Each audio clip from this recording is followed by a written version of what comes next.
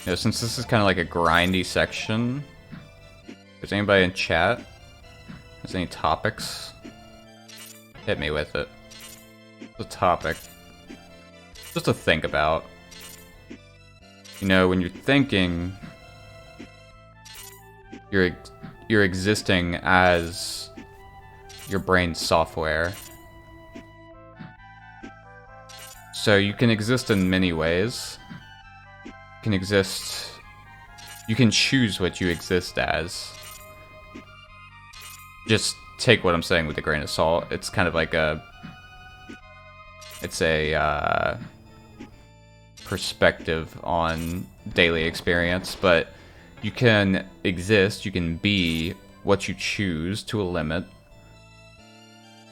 So you can choose to be your physical body, and you can choose to be your thoughts. You can choose to be your emotions, to a limit, of course, as I said.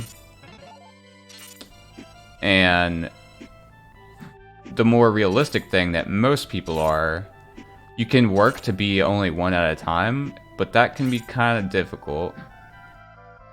But it's also pretty valuable to work to be able to switch between those modes. In reality, most people usually are all of them at once, and I'd say nowadays most people tend to lean towards existing as their thoughts most often, which can actually be quite harmful.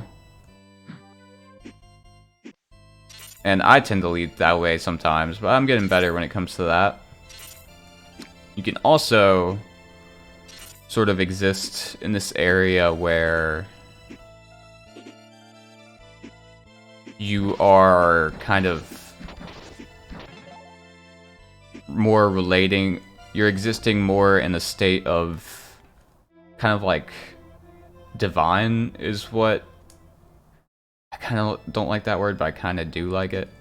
But basically it's like everything and nothing is what I mean by that. So it's like, it's kind of, so you can think of a concept of more, this concept of the unknown. It's above your current understanding. So it's above body, it's above mind, and you can kind of just label it as whatever you want. I like to label it as the divine. And you can actually exist in that. It's super interesting.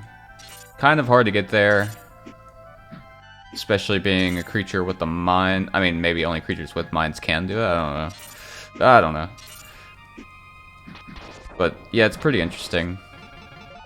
Sometimes I think, actually nowadays, I think about it quite often. It's like, what am I existing as right now?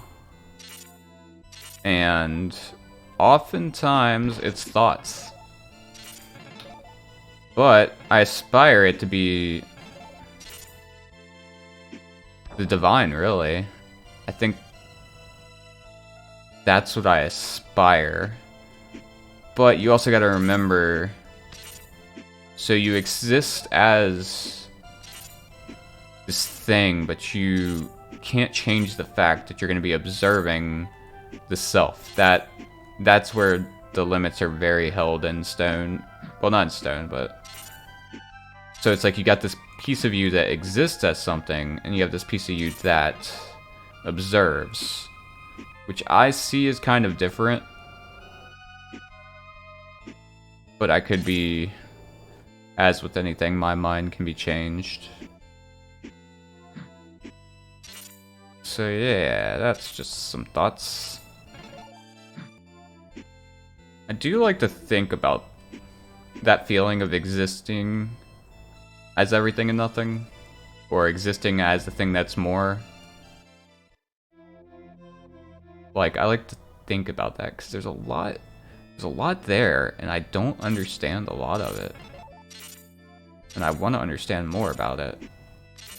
But I typically gain understanding from talking to people that experience similar things, and I don't know if many people think about this. I mean, a lot of people do, of course, all around the world, but not people on average. can probably go an entire life without even talking about this subject. Which kind of sucks, because I really find it interesting.